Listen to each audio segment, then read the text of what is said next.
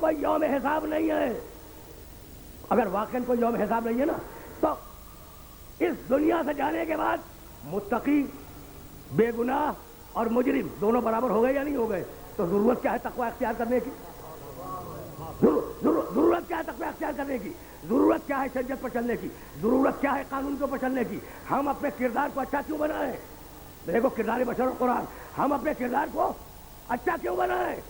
تو ابھی پوری دنیا مل کر یہ سوچ رہی ہے کہ ہماری خلقت کا مقصد کیا ہے، اور ادھر قرآن نے آواز دی افحسبتم انما خلقناکم عبثا وانکم الینا لا ترجعون، کیا تمہارا گمان یہ ہے کہ ہم نے کھیل کود کے لیے تمہیں پیدا کر دیا؟ کیا تمہارا خیال یہ ہے کہ ہم نے تمہیں عبث پیدا کیا ہے؟ وانکم الینا لا ترجعون، اور کیا تم یہ سمجھتے ہو کہ ہماری طرف تمہاری واپسی نہیں ہوگی؟ تو مقصد تخلیق انسانی یہ ہے کہ انسان اس کی مشیت کے مطابق زندگی گزار کر اس قابل بنے کہ جب واپس ہو تو وہ خوش ہو۔ پہنچ رہی ہیں نا باتیں میرے سننے والوں تک پہنچ رہی ہیں نا؟ میں بہت زیادہ وقت نہیں دوں گا، لیکن سنتے جاؤ۔ قیامت پر اگر ایمان نہ ہو تو علم بیکار، تہذیب بیکار، معاشرت بیکار، تمدن بیکار۔ مجھے بتلاؤ کہ میں آئندہ نسلوں کے لیے کوئی خدمت کیوں کروں؟ یعنی میں سے مراد پوری انسانیت۔ میں بلب کیوں ایجاد کروں؟ میں مائکروفون کیوں ایجاد کروں؟ میں طیارے کیوں ایجاد کروں؟ اس لیے کہ اگلی نسلیں فائدہ اٹھائیں گی، یہی ہے نا؟ تو ان اگلی نسلوں کے فائدہ اٹھانے سے مجھے کیا فائدہ پہنچے گا؟ میں تو مر چکا، مجھے کوئی فائدہ نہیں پہنچے گا۔ تو جتنی بھی خدمت خلق ہے، جتنی بھی شریعت کی پابندی ہے، جتنی بھی ایجادات ہیں، اگر خدا اور قیامت کو نکال دو تو محمل ہے۔ سمجھ رہے ہو نا بات کو؟ اگر خدا اور قیامت کو نکال دو تو محمل ہے۔ یہی سبب ہے کہ جب قیامت پہ اعتراض ہوا، توحید کیا میں قیامت تک، جب قیامت پہ اعتراض ہوا تو قرآن نے ایک عجیب و غریب جواب دیا۔ ضرب لنا مثلا سورہ یاسین ونسی خلقہ وقال من یحیی العظام وہی رمیم قل یحییھا الذی انشأها اول مرۃ وہو بکل خلق علیم۔ ضرب لنا مثلا، یہ انسان قیامت پہ اعتراض کرتا ہے، اللہ کہہ رہا ہے یہ انسان قیامت پہ اعتراض کرتا ہے کہ ہم مرنے کے بعد اٹھ جائیں گے۔ بھئی یہ کون سی منطق ہے؟ ضرب لنا مثلا، ہم پر اعتراض کرتا ہے، ونسی خلقہ، اور اپنی خلقت کو بھول گیا، وقال من یحیی العظام وہی رمیم، کون ان سڑی ہوئی ہڈیوں کو جو قبروں میں جا کے سڑ گئی، جو جسم مردہ ہو گئے، جو جسم مٹی بن گئے، کون یہ زندہ کرے گا؟ قل یحییھا الذی انشأها اول مرۃ، کہہ دو کہ ان بوسیدہ ہڈیوں کو وہی زندہ کرے گا جس نے ان ہڈیوں کو پیدا کیا تھا۔ وہو بکل خلق علیم، اور وہ خلق کے ہر طریقے سے واقف ہے۔ تو دو لفظوں میں توجہ ہے، دو لفظوں میں جواب دیا ہے، تین لفظوں میں اعتراض نقل کیا ہے۔ دیکھو قرآن کی بلاغت دیکھنا، بہت زیادہ رکنا نہیں ہے مجھے اس مرحلے پر، لیکن قرآن کی بلاغت دیکھنا۔ تین لفظوں میں اعتراض نقل کیا، دو لفظوں میں جواب دیا ہے۔ اب اعتراض کو اور جواب کو دیکھنا۔ اعتراض کیا ہے؟ ضرب لنا مثلا، وہ ہم پر اعتراض کرتا ہے، وہ ہمارے عقیدے قیامت پہ اعتراض، اللہ کہہ رہا ہے کہ یہ کافر ہمارے عقیدے قیامت پہ اعتراض کرتا ہے۔ دو لفظوں میں جواب دیا، نسی خلقہ، اپنی خلقت کو بھول گیا کہ مٹی تھا، ہم نے مٹی سے نطفہ بنایا، نطفے سے علقہ بنایا، علقہ سے مضغہ بنایا، مضغہ میں گوشت بنایا، گوشت کے اوپر ہڈیاں، گوشت کے اندر ہڈیاں ڈالی، ہڈیوں پہ کھال چڑھائی، روح ہوگی جس دنیا میں بھیج دیا۔ تو جو ابتدان خلق کر سکتا ہے، کیا مٹی میں ملا کے پھر مٹی سے اٹھا نہیں سکتا؟ عجیب۔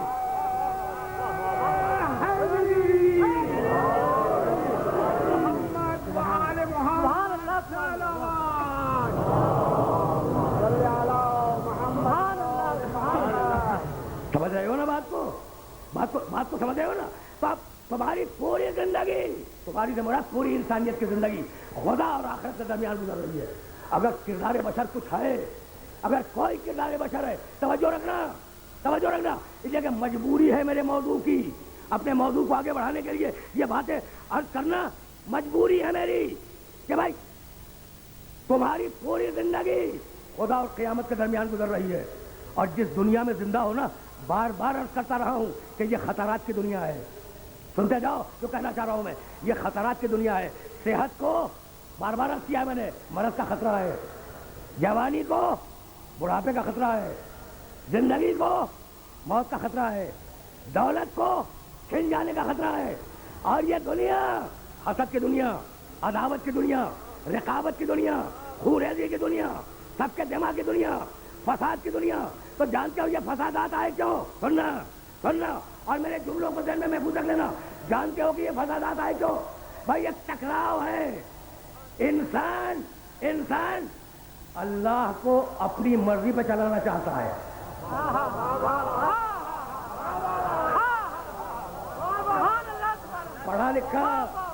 پڑھا لکھا اور باشعور مجمع میرے سامنے ہے. اس باشعور مجمع کو ایک جملہ ہدیہ کر رہا ہوں. انسان اللہ کو اپنی مرضی پر چلانا چاہتا ہے. مالک نوکری دے دے, مالک اولاد دے دے, مالک دولت دے دے, مالک صحت دے دے, یعنی جو مجھے چاہیے وہ دے دے. اللہ چلے انسان کی مرضی پر. اور اللہ بہت توجہ رہے انہیں کہ جملے کو جملے سے ملا لینا. انسان اللہ کو اپنی مرضی پہ چلانا چاہتا ہے اور اللہ انسان کو اپنی مشیت پہ چلانا چاہتا ہے. نماز پڑھو, روزہ رکھو, حج کرو, زکات دو, سچ بولو, جھوٹ نہ بولو, دیانت داری کرو, امانت داری کرو, خیانت سے پرہیز کرو. تو ہم نے چاہا کہ اللہ ہماری مرضی پہ چلے, اللہ نے چاہا کہ ہم اس کی مشیت پہ چلے. بس مجھے نہیں معلوم کہ ہمیں اس سلسلے میں کہنا چاہیے, کیا کہنا چاہیے. لیکن اب جملہ سننا اور جملے کو یاد رکھ لینا کہ اللہ کو اپنی مرضی کے بندے ملے ہو یا نہیں, لیکن بندوں کو اپنی مرضی کا اللہ مل گیا کہ جس نے مانگا اس نے دے دیا.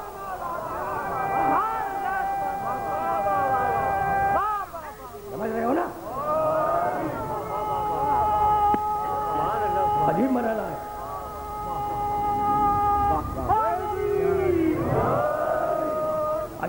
ہے. عجیب مرحلہ ہے جہاں سننے والوں کو لے کے آ گیا. بھائی اللہ کو اپنی مرضی کے بندے ملے یا نہیں ملے یہ میرا موضوع نہیں ہے, لیکن بندوں کو ان کی مرضی کا اللہ مل گیا کہ ہاتھ پھیلاؤ وہ کریم ہے, سجدے میں سر رکھ دو وہ کریم ہے. بھائی اتنا جلد راضی ہونے والا کہ کبھی آنسو کے قطرے پہ راضی ہو جائے.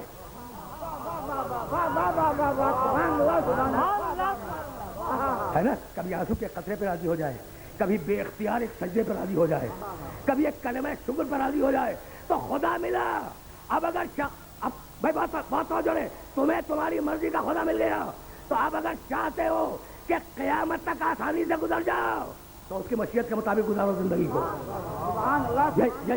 یہی لانا تھا. یہ ساری تمہید اس مرحلے کے لیے تھی کہ اب اپنی زندگی کو اس کی مشیت کے مطابق گزارو. جانتے ہو اس کی مشیت کیا ہے؟ کچھ پتا ہے کہ اس کی مشیت کیا ہے؟ یخلق ما یشاء و یختار. ما یشاء, جو مشیت میں آ جائے وہ خلق کر دے, جو مشیت میں آ جائے اسے منتخب کر دے. دیکھ رہے ہو اس کی مشیت؟ ما یشاء یخلق ما یشاء و یختار. نہیں, قل اللہم مالک الملک تؤتی الملک من تشاء وتنزع الملک ممن تشاء وتعز من تشاء وتذل من تشاء بیدک الخیر.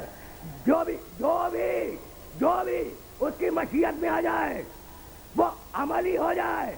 پروردگار تو وہ ہے کہ جس طرف مشیت چلی جائے ملک دے دے, جہاں سے مشیت ہٹ جائے ملک کو چھین لے, جہاں مشیت چلی جائے عزت دے دے, جہاں مشیت ہٹ جائے ذلیل ہو جائے انسان. تو دیکھ رہے ہو پوری کائنات اللہ کی مشیت کے دائرے میں ہے, پوری کائنات اللہ کے مشیت کے دائرے میں. تو اب اگر ایسے نہ ہو جو ظرف مشیت بن سکے تو اللہ کی تخلیق کا مشن مکمل نہیں ہوگا. میں نے کچھ کہا, میں نے کوئی میسج دیا, میں نے اپنے سننے والوں کو کوئی پیغام دیا کہ اللہ تمہیں اپنی مشیت پہ چلانا چاہتا ہے, تم اللہ کو اپنی مرضی پہ چلانا چاہتے ہو. تو اب تم نے دیکھا کہ تم اس کی مشیت پہ چلو یا نہ چلو، لیکن اللہ تمہاری دعائیں قبول کرتا جا رہا ہے۔ تو اگر کچھ ایسے نہ ہوں جو مکمل مرضی الہی کی مشیت پہ چل رہے ہوں تو اللہ کا پورا مشن نامکمل ہو جائے گا۔ اب یہاں سے گفتگو کل کی تقریر سے متصل ہو گئی، وما تشاؤون الا ان یشاء اللہ۔ اے آل محمد، تم نے دنیا میں وہی کیا جو ہم نے چاہا۔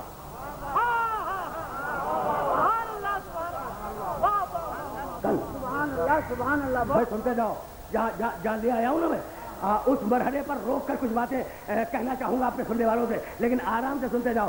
کل اسی موضوع پہ گفتگو رکی تھی نا، وما تشاؤون الا ان یشاء اللہ۔ آل محمد، تم نے دنیا میں وہی کیا جو اللہ نے چاہا، اور آل محمد ہم فی مشتہت انفسہم خالدون۔ آل محمد، ہم آخرت میں وہی کریں گے جو تم چاہو گے۔ رکے رہنا، کچھ کہنا چاہ رہا ہوں میں، اگر وہ بات نہ پہنچ سکی تو میری محنت سوارت نہیں ہوگی۔ وما تشاؤون، دیکھو یہ کل کی بات ہے اور میں اپنی کل کی بات کو آج رد کروں گا۔ اب دونوں باتیں ہم نے ممبر سے کہی ہیں۔ کیا کہا؟ وما تشاؤون الا ان یشاء اللہ۔ آل محمد، جو ہم نے دنیا میں چاہا، جو دنیا میں چاہا وہ تم نے کیا، یہی ہے نا۔ اور آل محمد، قیامت کے دن جو تم چاہو گے وہ ہم کریں گے۔ بات تو واضح ہو گئی نا۔ لیکن اب میں تھیوری کو الٹ رہا ہوں، توجہات مبذول رہے، میرے سارے سننے والوں کی توجہات مبذول رہے۔ عجیب فضائل کے بعض مراحل وہ ہوتے ہیں جہاں عقل انسانی حیران ہو جاتی ہے کہ بات کو کس طریقے سے بیان کرے۔ لیکن سنو، آیت ہے قرآن کی، ما کان اللہ لیعذبہم وانت فیہم۔ حبیب، جب تک تو موجود ہے میں عذاب نہیں کروں گا تیری امت پر۔ سننا کچھ کہنا چاہ رہا ہوں۔ ما کان اللہ لیعذبہم وانت فیہم۔ حبیب، جب تک تو موجود ہے عذاب نہیں آئے گا۔ میں پوچھنا چاہتا ہوں اس پڑھے لکھے مجمع سے کہ یہ کیا کہہ دیا اللہ نے کہ محمد جب تک تم ہو عذاب نہیں آئے گا؟ کیوں؟ اس لیے کہ رحمت اور عذاب ایک جگہ جمع نہیں ہو سکتے۔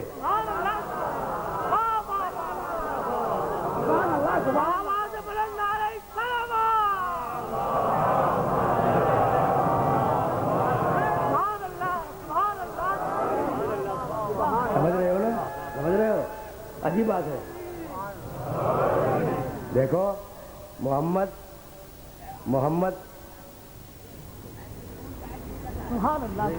جب تک تم موجود ہو ہم عذاب نازل نہیں کریں گے۔ کیوں نہیں نازل کریں گے؟ اس لیے کہ رحمت ہے عذاب کی ضد، عذاب ہے رحمت کی ضد۔ جب رحمت للعالمین موجود ہو تو عذاب کیسے؟ جب رحمت للعالمین موجود ہو تو عذاب کیسے؟ یہ جملہ ذہن میں رکھنا۔ اس لیے کہ میں پھر جا رہا ہوں، میں نے دلیل کیا قائم کی کہ آل محمد، جو میں نے چاہا دنیا میں تم نے کیا، تو اب آخرت میں جو تم چاہو گے وہ میں کروں گا۔ اب میں اسے الٹ رہا ہوں تو رحمت اور عذاب ایک ساتھ جمع نہیں ہو سکتے نا، تو امت محمد میں عذاب نہیں آئے گا۔ طے ہو گئی بات؟ سننا، یہ پڑھے لکھوں کا مجمع ہے، اس لیے یہ جملے ہدیہ کر رہا ہوں۔ امت محمد پر عذاب نہیں آئے گا۔ کچھ یاد ہے کہ رسول غدیر خم کے میدان میں جب علی کی مولائیت کا اعلان کر رہے تھے تو حارث ابن نعمان فہری پہ عذاب آ گیا۔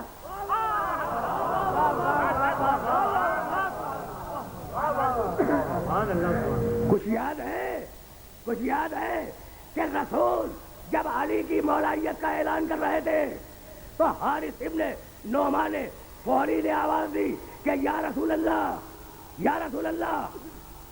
آپ نے علی کو اپنی مرضی سے حاکم بنایا یا اللہ کی مرضی سے؟ تو یا رسول اللہ کا جملہ بتا رہا ہے کہ مسلمان ہے۔ بھائی بہت توجہ ہے، یا رسول اللہ کا جملہ بتلا رہا ہے کہ رسول کو رسول مانتا ہے۔ کیا کہا؟ یا رسول اللہ، اللہ کو اللہ مانتا ہے، رسول کو رسول مانتا ہے، لیکن علی کو امام ماننے کے لیے تیار نہیں ہے۔ توجہ رکھنا، علی کو امام ماننے کے لیے تیار نہیں ہے۔ محمد کو رسول مانے گا، خدا کو اللہ مانے گا، لیکن علی کو امام نہیں مانے گا۔ تو خدا راضی تھا، امام ناراض تھا، عذاب آ گیا یا نہیں؟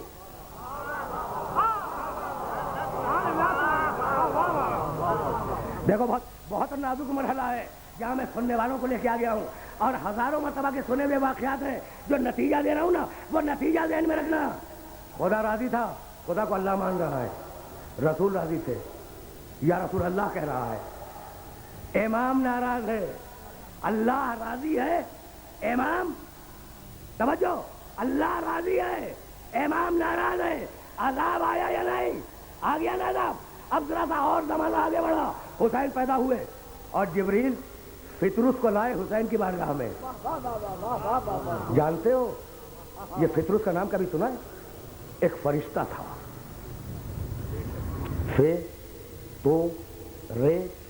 فطرس ایک فرشتہ تھا، اور اتنا عظیم فرشتہ تھا کہ ایک دن اس نے اپنے جسم پہ غور کیا، یعنی فرشتوں کا جسم نوری، جو نوری جسم ہے، اس نے اپنے جسم پہ غور کیا کہ میرا دائرہ حصہ پورے مشرق میں ہے، میرا بایاں حصہ پورے مغرب کے اندر ہے، میرا سر جو ہے وہ فلک الافلاک سے بھی اوپر ہے، میرے پاؤں جو ہیں وہ کائنات کی آخری منزلوں میں، میں اتنا عظیم۔ یا فطرس کی بات سن لو پھر لطف سننے میں۔ اچھا، تو جیسے ہی یہ خیال دماغ میں پیدا ہوا نا کہ میں بہت بڑا ہوں، تو جانتے ہو اس نے جملہ کیا کہا؟ من مثلی، کون ہے میرے مثل؟ بس یہ جملہ اللہ کو ناگوار گزر گیا۔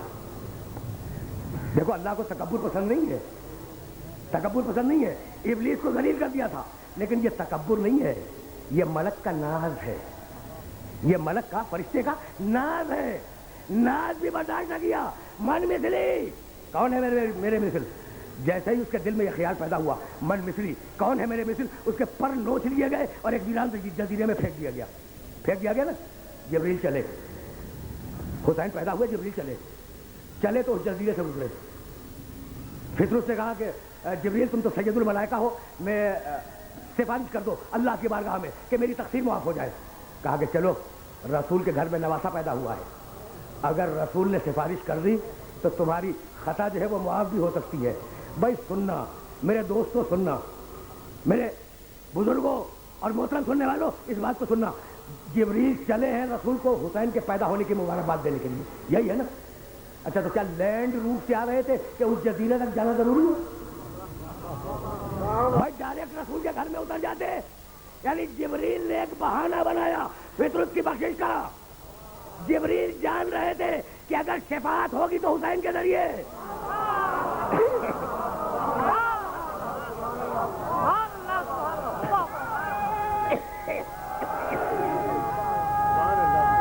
عجیب مرض ہے۔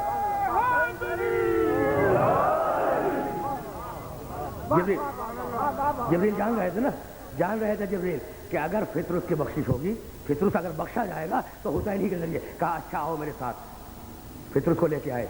توجہ ہے، رسول نے کہا، رسول کے سامنے کیس کو پیش کیا کہ یا رسول اللہ اس کے پر نوچ لیے گئے ہیں، آپ سفارش کر دیں۔ تو جانتے ہو رسول نے کیا کہا کہ یہ بچہ جو گہوارے میں لیٹا ہوا ہے نا، فطرس جاؤ اپنے دونوں شانوں کو اس کے گہوارے سے مت کرو۔ بھئی یہ میں بیان نہیں کر رہا ہوں، بڑے بڑے علماء نے اپنی فضائل کی کتابوں میں اس واقعے کو لکھا ہے کہ فطرس جاؤ، حسین سے مت کرو نہیں، حسین سے مت کرو نہیں، حسین جس گہوارے میں ہے اس گہوارے سے مت کرو۔ تو بھائی بات توجہ رہے، جو چند گھنٹوں کے لیے معصوم کو اپنی گود میں لے لے وہ صاحب فضیلت ہو جائے، اور ابو طالب 12 برس محمد کو گود میں لیے بیٹھا رہے۔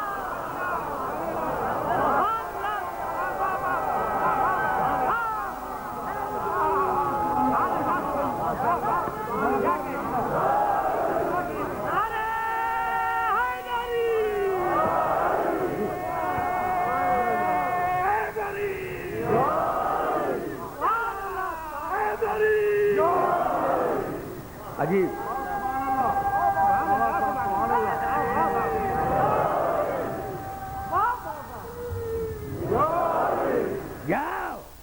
جاؤ رسول نے کہا فطرس سے، جاؤ حسین کے گہوارے سے، حسین کے جھولے سے اپنے شانوں کو مت کرو۔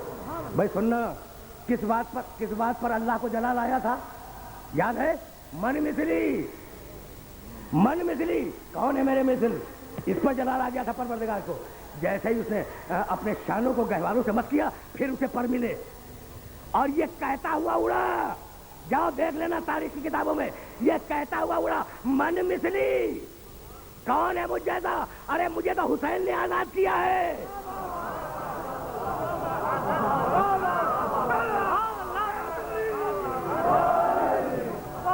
دیکھا اب اللہ سمجھ میں آ گیا، ناز کیا اپنی ذات پر نوچ لیے، ناز کیا حسین کے وسیلے سے بخش دیا۔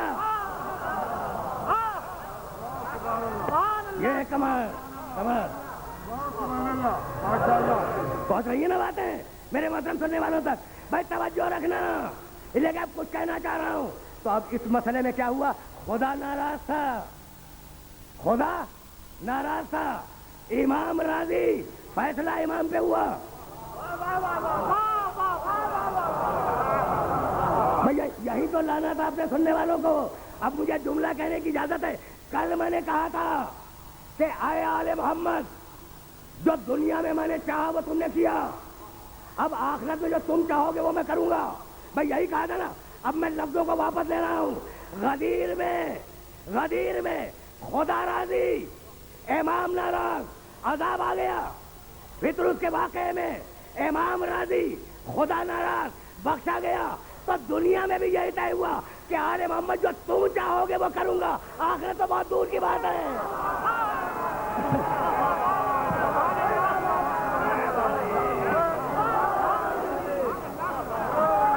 آخرت تو بہت دور کی بات ہے۔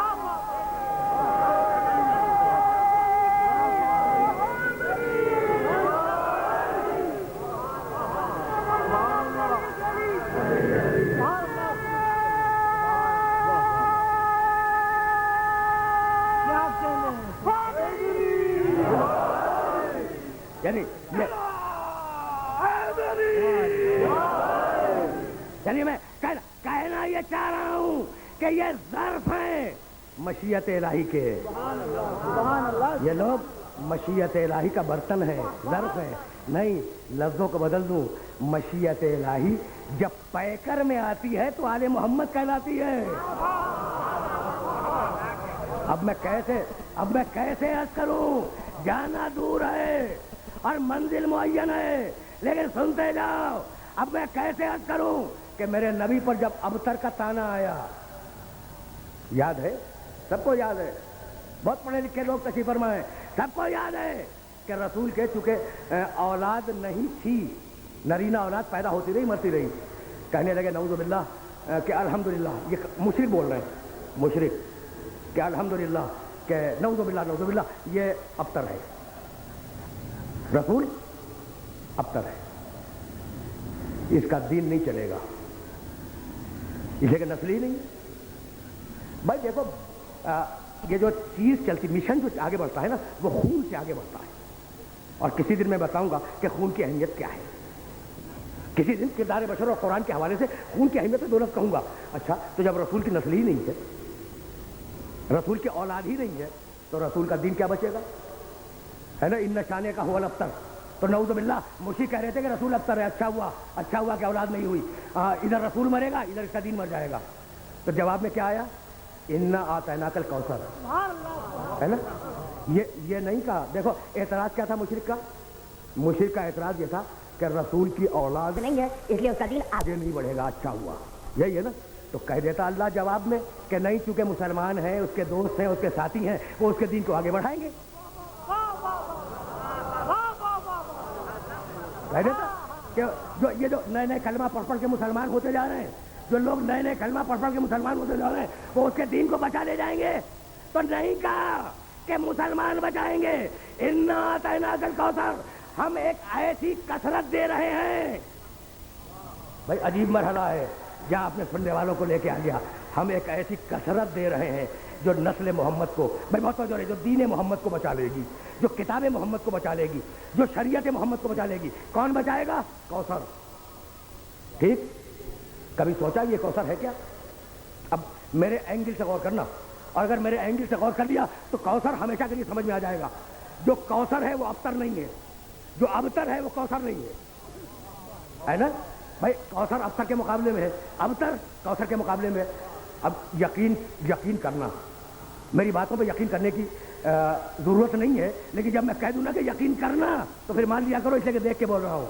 بسم اللہ الرحمن الرحیم، انا اعطیناک الکوثر فصلی لربک وانحر ان شانئک هو الابتر۔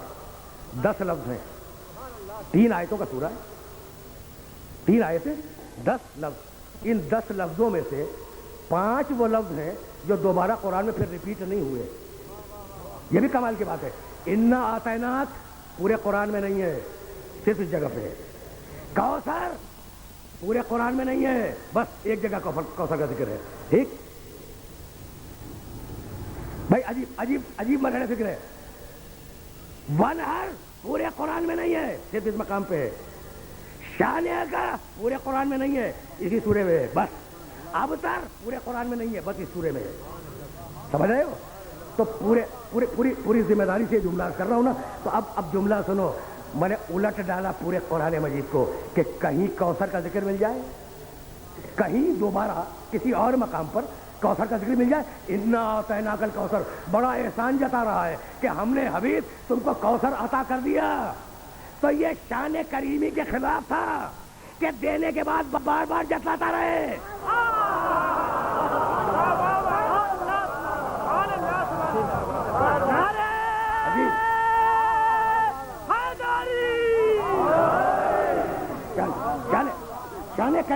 شان کریمی کے خلاف ہے کہ جب دے دیا تو پھر دے دیا، یہ بار بار کیوں جتلانا کہ ہم نے تمہیں کوثر دیا، ہم نے تمہیں کوثر دیا۔ تو پورے قرآن میں کوثر کا نام ایک ہی مقام پر ہے، اور کس شان کے ساتھ؟ انا، یقیناً ہم نے اعطیناک الکوثر، عطا کیا تجھے کوثر۔ یعنی کوئی کوثر اتنی بڑی شے ہے کہ اللہ دے کر احسان جتا رہا ہے نا؟ کوئی بڑی شے، کوثر کوئی بڑی شے ہے۔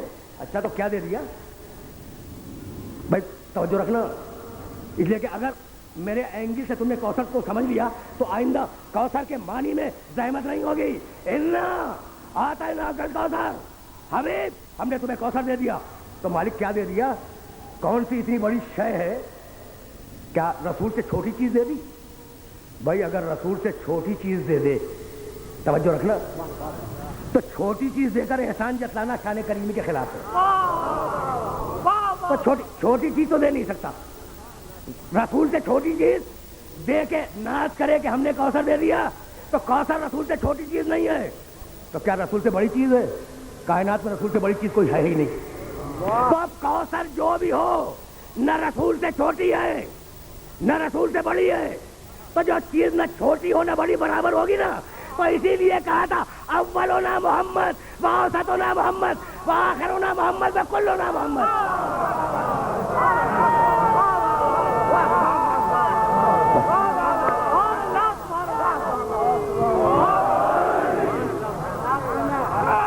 لے آیا میں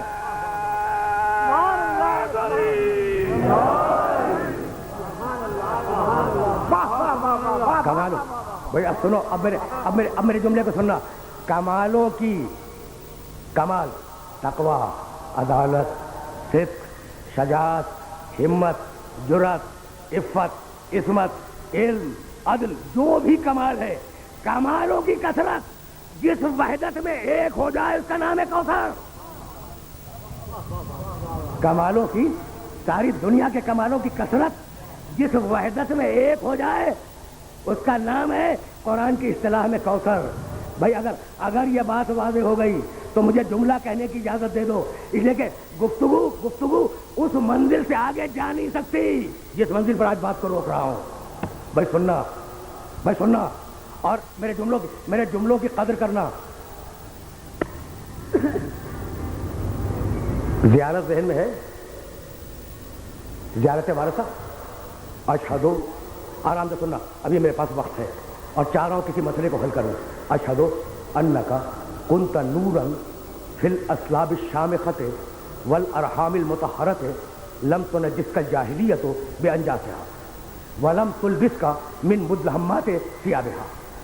اشہدو، حسین سے خطاب ہے زیارت وارثہ میں۔ اشہدو انک کنت نورا، حسین ہم گواہی دیتے ہیں کہ تم نور تھے، فی الاسلاب الشامخہ، جن سلبوں میں گئے ہو نا، جن سلبوں سے چلے ہو، وہ بلند ترین سلب تھے دنیا کے۔ سبحان اللہ، سبحان اللہ، واہ واہ واہ واہ۔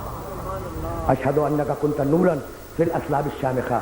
حسین تم جن صلبوں سے گزرے ہو وہ دنیا کے بلند ترین صلب تھے، اور حسین تم جن رحموں سے گزرے ہو وہ دنیا کے مطہر ترین رحم تھے. کنت نورا فی الاصلاب الشامخہ والارحام المطہرہ.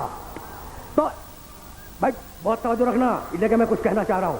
تو آدم کی پیشانی میں محمد کا نور، ٹھیک وہیں سے تو چلیں گے نا، وہیں سے چلتے ہوئے تو آمنہ بنت وہب تک آئیں گے، اور حضرت عبداللہ تک آئیں گے، اور حضرت ابو طالب تک آئیں گے، ہے نا. تو آدم کی پیشانی میں رکھے گئے وہ سارے نور. کس کا نور رکھا گیا؟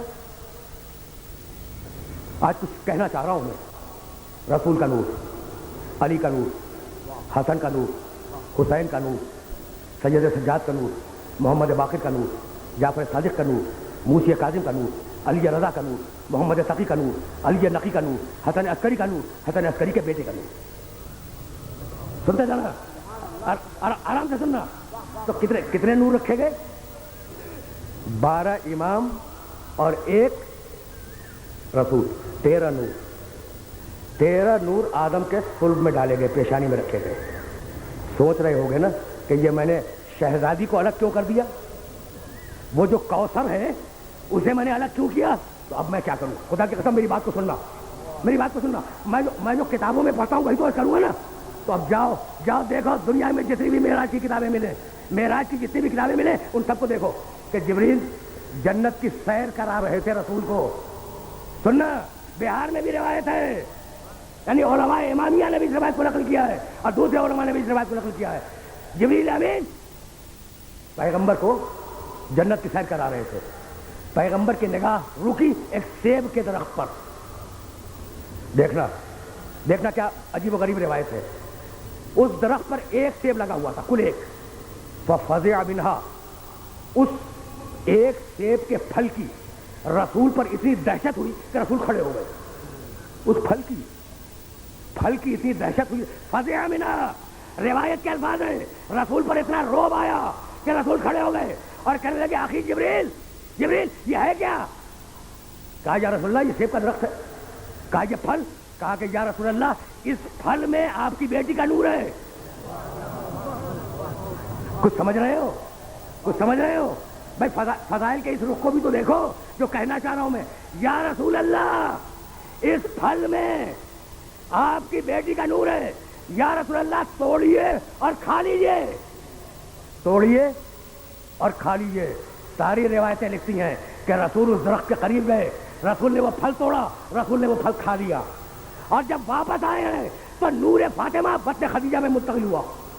اب میں روک رہا ہوں اس بھرے بجنے کو روک رہا ہوں. جبریل نے کیا کہا؟ یا رسول اللہ اس سیب میں آپ کی بیٹی کا نور ہے نا، توڑیے اور کھا لیجیے. تو جبریل تم تو بہت بڑے فرشتے ہو، رسول کے مزاج شناس بھی ہو، بھائی توڑ کے دے دو. جبریل جاؤ توڑ کے لاؤ دے دو. یہ کیوں کہہ رہے ہو کہ یا رسول اللہ توڑیے اور کھا لیجیے؟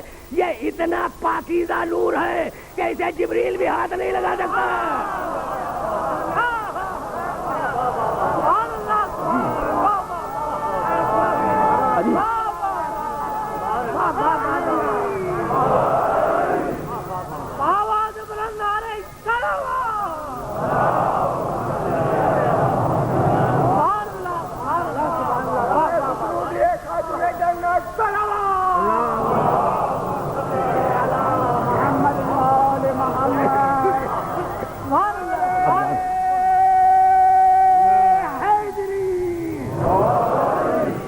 میں نے سماجی علوم، معاشرتی علوم، علم کلام، منطق اور فلسفے کی روشنی میں اپنے محترم سننے والوں کو زحمتیں دی ہیں، لیکن اب میرے پاس بہت کم گھنٹے رہ گئے ہیں، اور ظاہر ہے کہ ممبر کا حق ہے فضائل آل محمد. ممبر کا حق ہے فضائل آل محمد. تو اب جو 2-3 گھنٹے آگے کے بچ گئے ان میں فضائل بیان ہوں گے، لیکن یہ بات مکمل ہو جائے. اتنا پاکیزہ نور کہ جبریل ہاتھ نہیں لگا سکتا. تو جس نور کو جبریل ہاتھ نہ لگا سکے وہ انبیاء کے سلبوں میں بھی نہیں آیا. تو 13 نور سلبوں سے آئے ہیں، اور 1 نور براہ راست سلب محمد میں گیا ہے نا. تو آج سمجھ میں آیا کہ معراج میں کیوں بلایا تھا. بیٹی لے جاؤ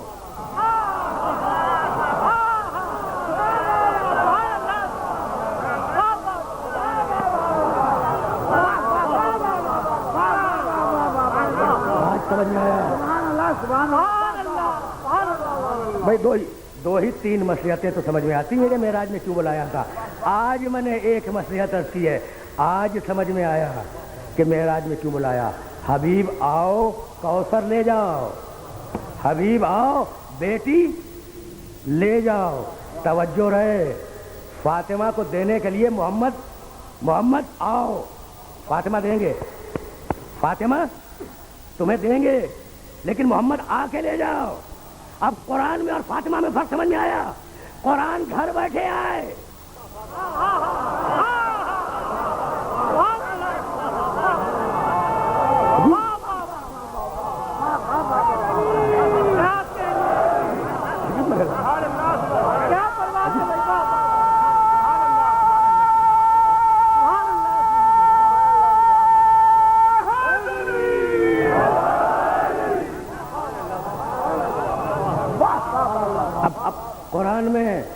قرآن میں اور فاطمہ زہرا میں فرق سمجھ میں آیا. محمد گھر میں ہو, قرآن وہاں ہے.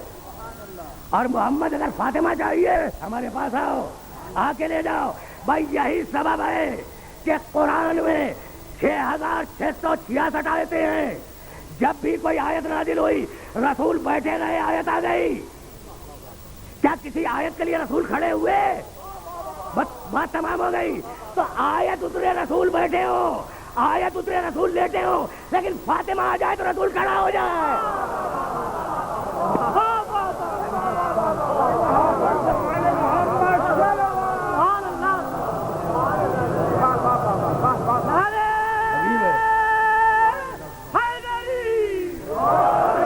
ہوگی بات ہوگی.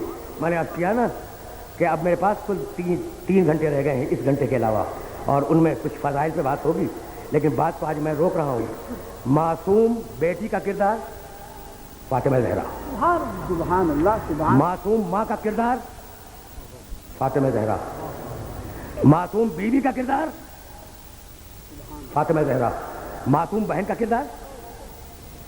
فاطمہ کا کوئی بھائی نہیں تھا, تو معصوم بہن کا کردار رہ جاتا اگر فاطمہ کی بیٹی نہ ہوتی.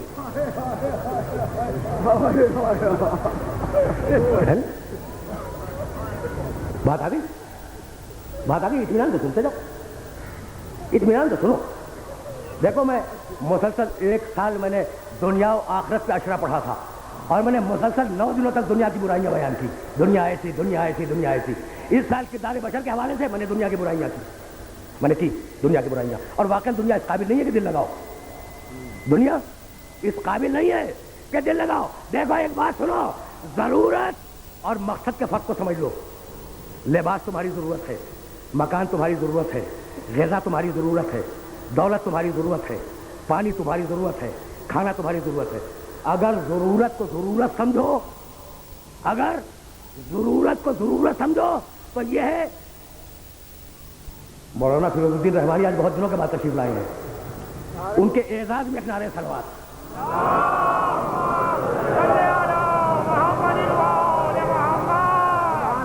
بس تقریر تمام ہونے والی ہے, میں قریب پہنچ گیا ہوں مصائب کے, لیکن ابھی میں نے مصائب شروع نہیں کیے. اب پھر دنیا پہ بات آ گئی تو سن لو. بھائی کس نے منع کیا دنیا استعمال کرو؟ قل من حرم زینت اللہ التی اخرج لعبادہ. پوچھو کس نے حرام کر دیا دنیا کی زینتوں کو جو ہم نے انسانوں کے لیے بنائی ہیں, ہے نا. انا زینا سماء الدنیا بمصابیح, ہم نے آسمان کو, دنیا کے آسمان کو ٹمٹماتے ہوئے چراغوں سے زینت دی ہے. تو زینت اچھی چیز ہے بھائی, یعنی عجیب و غریب بات ہے. خذوا زینتکم عند کل مسجد, ہر نماز کے وقت اپنے آپ کو زینت کر کے اللہ کی بارگاہ میں پیش کرو. تو زینت دنیا, اور دنیا کی زینت بری چیز نہیں ہے. بری کیا ہے وہ بتلا رہا تھا. لباس تمہاری ضرورت ہے, کھانا تمہاری ضرورت ہے, روٹی تمہاری ضرورت ہے, رزق تمہاری ضرورت ہے, پانی تمہاری ضرورت ہے.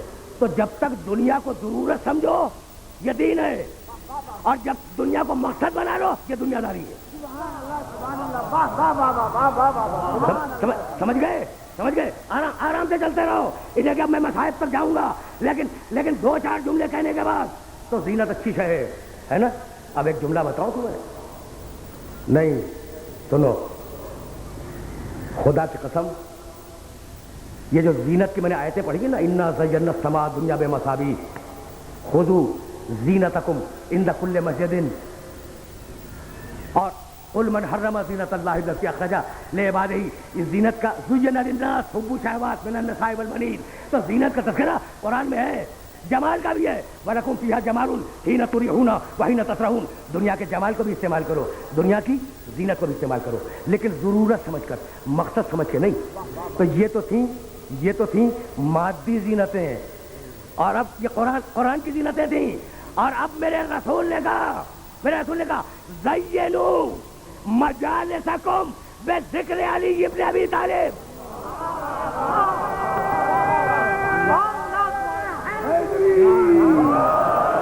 اپنی رسول کی حدیث ہے، اپنی مجلسوں کو زینت دو ذکر علی ابن ابی طالب سے۔ یہی سبب ہے کہ جن اجتماعات میں ذکر علی نہیں ہوتا وہ اجتماعات منحوس ہے، مبارک نہیں ہے۔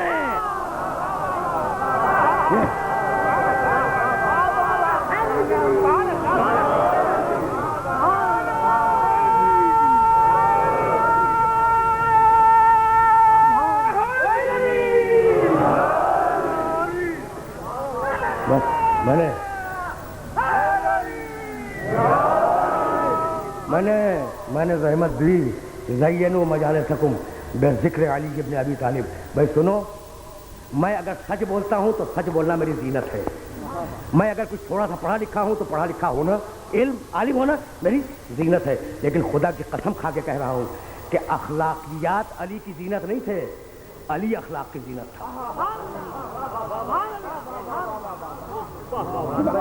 کچھ کہنا چاہ رہا ہوں میں، اس لیے میں نے یہ بحث چھیڑی ہے کہ اخلاق علی کی زینت نہیں ہے، علی اخلاق کی زینت ہے۔ علم علی کی زینت نہیں ہے، علی کو تلاش ہے علم کی، نہیں، علم کو تلاش ہے علی کی، ہے نا۔ علی علم کی زینت ہے۔ علی ایک دن کوفے کے ممبر سے خطبہ دے رہے تھے، اور ایک بہت بڑا دہریہ خطیب، سننے کے قابل ہے یہ جملہ، ایک دہریہ خطیب اور ایک دہریہ عالم، دہریہ جانتے ہو، لامذہب، ایک بہت بڑا لامذہب فلسفی علی کے خطبے میں آ کے بیٹھ گیا۔ وہ خدا کو نہ مانے، علی کو کیا مانے گا؟ جب علی کا خطبہ ختم ہوا ہے نا تو مجمع سے پہلے اٹھا اور ان کے کہنے لگا یا علی ما زینت الخلافہ بل زینتہا، علی آج مجھے معلوم ہوا کہ خلافت نے تجھے زینت نہیں دی ہے، تو نے تخت خلافت کو زینت بخشی ہے۔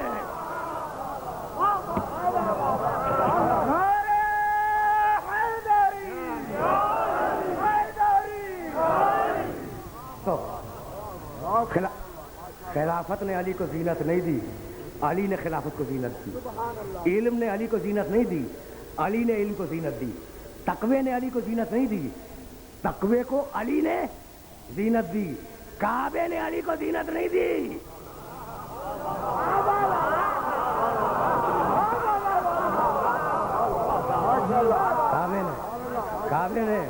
کعبے نے علی کو زینت نہیں دی، علی نے کعبے کو زینت دی۔ سنو میرے جملے کو یاد رکھنا، جو کائنات کی زینت ہو اس کا نام ہے علی، اور جو علی کی زینت ہو اس کا نام ہے زینب۔ بڑے نازک مرحلے پہ لے آیا ہوں میں، بڑے نازک مرحلے پر۔ زینب کے معنی معلوم ہے؟ بھئی یہ مجلس علمی درسگاہ ہے نا، تو اب کسی کو اگر نہ معلوم ہو زینب کا مفہوم اور زینب کے معنی، وہ مجھ سے سنے، یہ دو لفظوں سے مل کے بنا ہے لفظ زینب، دو لفظوں سے مل کے بنا ہے، زین اب، زین کے معنی زینت، اب کے معنی باپ، زینب اپنے باپ کی زینت، سمجھ میں آیا؟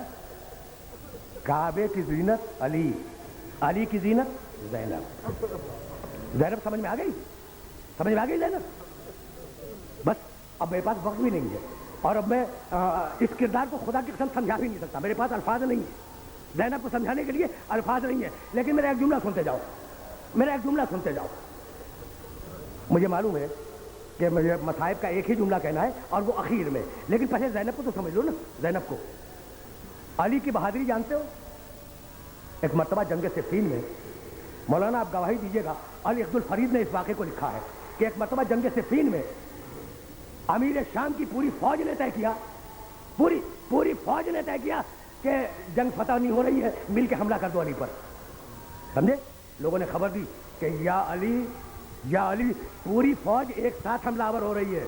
یہ سننا تھا کہ تلوار نکالی اور نکال کے میدان میں آگے کھڑے ہو گئے کہ اب کسی کی ہمت ہے تو اس تلوار کے سامنے آ جائے. صفین کی پوری فوج رک گئی علی کی تلوار سے. جو تلوار کی دھار پر سننا جو تلوار کی دھار پر پوری فوج کو روک لے اس کا نام ہے علی. ٹھیک ہے نا؟ جو تلوار کی دھار پر ہزاروں ہزار کی پوری فوج کو روک لے اسے کہتے ہیں علی. اور سنو، کربلا کے میدان میں جب خیموں پہ جھگڑا ہو رہا تھا نا تو عباس نے لکیر کھینچی تھی تلوار سے. یاد ہے؟ عباس نے لکیر کھینچ دی تھی تلوار سے اور کہا تھا اپنی ماں کا دودھ پیا ہے تو اس لکیر کو عبور کر جاؤ. بھائی سنو میرے پاس وقت نہیں ہے، فقط 2 یا 3 دقیقے رہ گئے ہیں اور انہی میں بات کو مکمل کرنا ہے. جو تلوار کی دھار پر پوری فوج کو روک لے اس کا نام ہے علی، اور جو تلوار کی لکیر سے پوری فوج کو روک لے اس کا نام ہے عباس، اور جو عباس کو اپنے پردے کی قسم دے کے روک لے اس کا نام ہے زینب.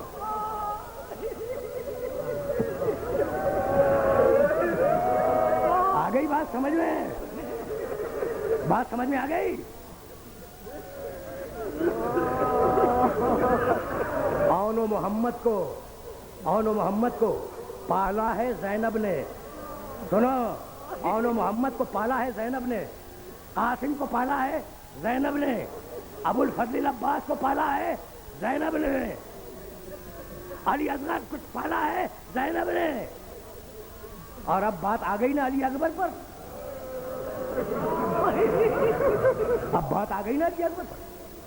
اب سنو بھائی سننا. علی اکبر اذان صبح کے وقت پیدا ہوئے. بات سننے والی ہے. تم نے گریہ کیا، مجلس تو تمام ہو چکی، ہو گئی مجلس تمام، لیکن اب جو کہہ رہا ہوں وہ سننے والی بات ہے. اذان صبح کے وقت اکبر پیدا ہوئے. جب دن نکلا تو رشتہ دار مبارکباد کے لیے آتے رہے. اکبر پیدا ہوا ہے، شبیہ رسول پیدا ہوا ہے. جو دیکھتا کہتا بچے کی صورت تو رسول کے مشابہ ہے نا. حسین نے انعامات دیے اپنے رشتہ داروں کو. سنتے جاؤ. جتنے رشتہ دار آئے نا، عورت مرد جوان بوڑھے بچے، مبارکباد کے لیے حسین کے پاس جو کچھ تھا وہ دیتے رہے. شام کے وقت اکبر کا پیدا ہوئے، طلوع فجر سے پہلے ہے نا، نماز صبح کے وقت. شام کے وقت زینب آئی. کہا بھیا بیٹا مبارک ہو. فرمانے لگے کہ زینب اس وقت آئی ہو جب میرے پاس دینے کے لیے کچھ نہیں ہے، جاؤ اس اکبر کو لے جاؤ. سمجھ میں آیا؟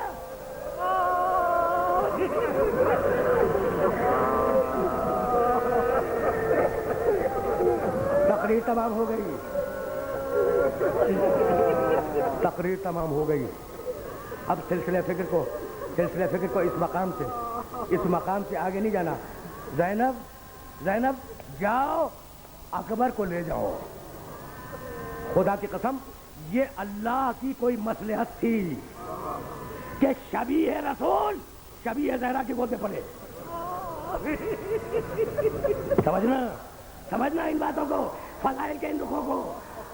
اب اکبر پلے زینب کی گود میں، اور جب باپ نے اجازت دے دی تو کہا اکبر بیٹے تھا ٹھہرنا. اکبر رک گئے. کہا اکبر تمہیں تو تمہاری پھوپھی نے پالا ہے نا. آخری جملہ کہا کہ ہاں بابا. کہا جاؤ اکبر جاؤ پھوپھی سے اجازت لے لو. اکبر شب عاشور میں ماں سے اجازت لے چکے تھے. عاشور کے دن حسین سے اجازت لی اور حسین ابن علی نے کہا جاؤ بیٹے تمہاری پھوپھی کا تم پر بہت حق ہے، ماں والا حق ہے، جاؤ پھوپھی سے اجازت لو. اب کچھ نہیں معلوم، بس یہ آخری جملہ سنو.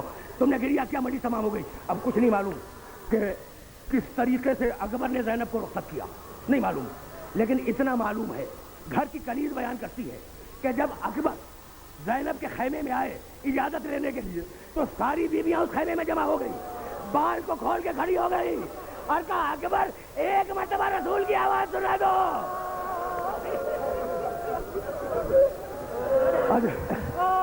اجرکم اللہ۔ اکبر اکبر ارحم غربتنا، اکبر ہماری غربت پہ رحم کرو، اکبر ہماری غربت پہ رحم کرو۔ خیمے کا پردہ 18 مرتبہ اٹھا، 18 مرتبہ گرا۔ جب اکبر نکلنا چاہتے تھے کوئی دامن پکڑ کے کھینچ لیتا تھا۔ تاریخ میں نام نہیں ہے لیکن سمجھ میں یہی آیا کہ جب اکبر نے نکلنا چاہا چھوٹی بہن سکینہ نے دامن تھام لیا کہ بھیا گٹ پہ چھوڑ